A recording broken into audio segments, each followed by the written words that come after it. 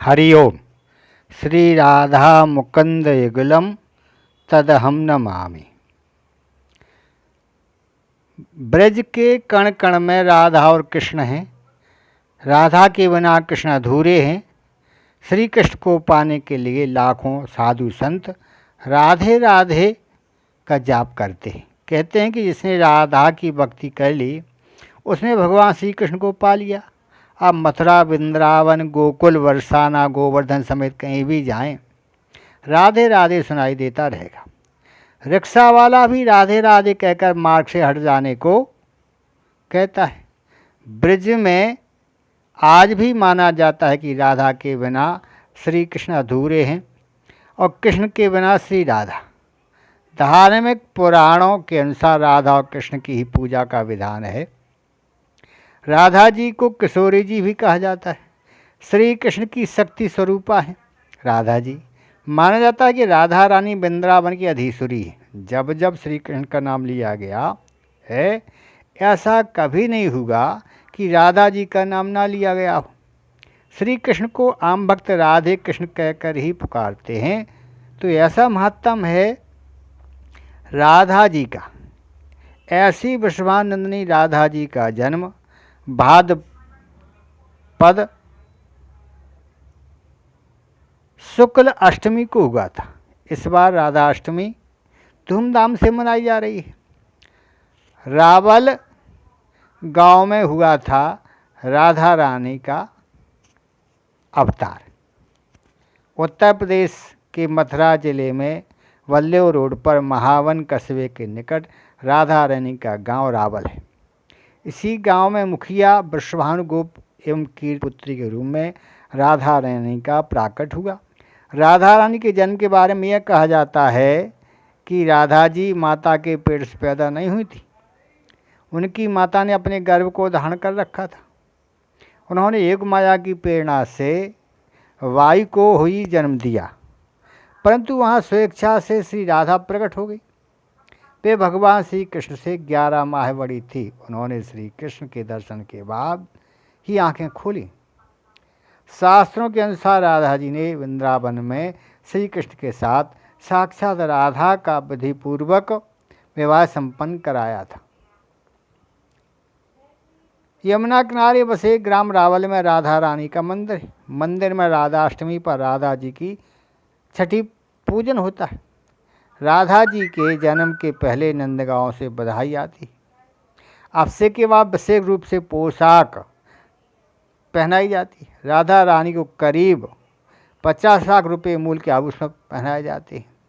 राधा रानी सोना चांदी जटे शीश महल में विराजमान होकर भक्तों पर कृपा बरसाती। कृष्ण जन्माष्टमी की तरह राधाष्टमी यूँ तो देश के अधिकांश हिस्सों में मनाई जाती है, लेकिन मथुरा, वृंदावन और बरसाना में आयोजन की धूम देखने लायक है। जिसने राधा रानी को प्रसन्न कर लिया उसे भगवान श्री कृष्ण मिल जाते हैं। इसलिए इस दिन राधा कृष्ण दोनों की पूजा की जाती है। शास्त्रों में राधा जी को लक्ष्मी जी का अवतार माना गया है, इसलिए इस दिन लक्ष्मी पूजन भी किया जाता है। श्री राधा कृष्ण जिनके इष्ट देव हैं उन्हें राधाष्टमी का व्रत अवश्य करना चाहिए, क्योंकि यह व्रत श्रेष्ठ है। श्री राधा जी सर्वतीर्थमयी और सर्व ऐश्वर्यमयी है।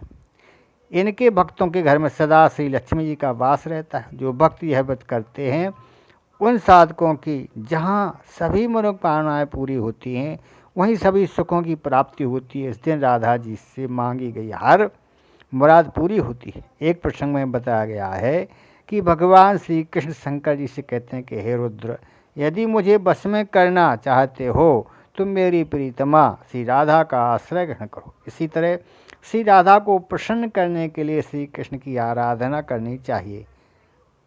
हर वह व्यक्ति जो श्री कृष्ण के प्रेम में लीन होता है राधा कहलाता है। राधा अष्टमी का व्रत कैसे करें? सुबह सुबह स्नान आदि से निवृत्त होकर के इसके बाद मंडप के नीचे मंडल बनाकर उसके मध्य में मिट्टी का तांबे का कलश स्थापित करें। कलश पर तांबे का पात्र रखें। उस पात्र पर वस्त्राभूषण से सज्जित राधा जी की मूर्ति स्थापित करें। राधा जी का षोडशोपचार से पूजन करें। पूजा का समय ठीक मध्याह्न का होना चाहिए। उपवास करें और एक समय भोजन करें।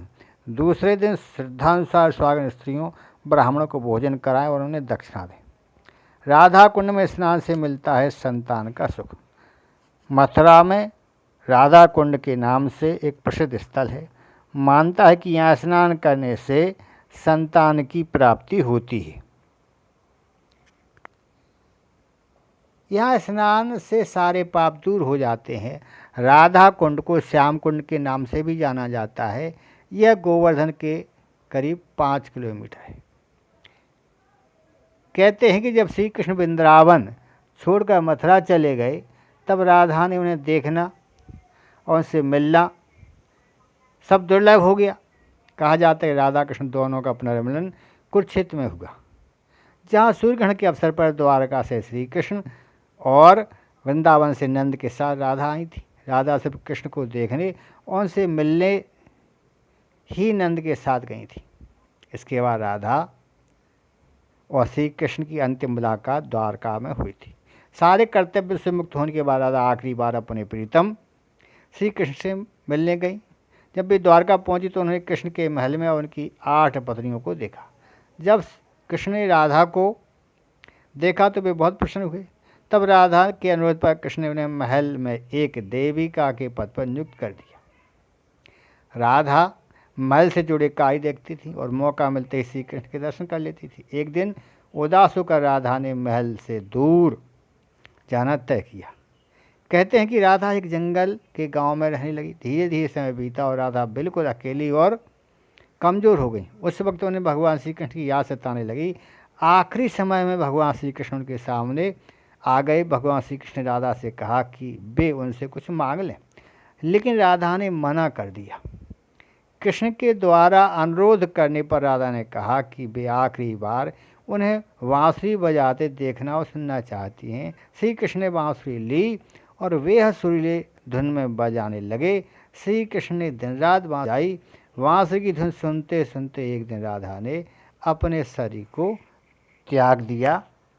श्री राधा मुकुंद युगलम तदहम नमामि। श्री राधा मुकुंद युगलम तदहम नमामि। वंशी विभूषित करान्नवनीरदाभात पीताम्बरार्णवम फलाधरुष्टात् पूर्णेन्दु सुंदर मुखारविंद नेत्रात् कृष्णात् परम किमपि तत्त्वहं न जाने। हरि ओम।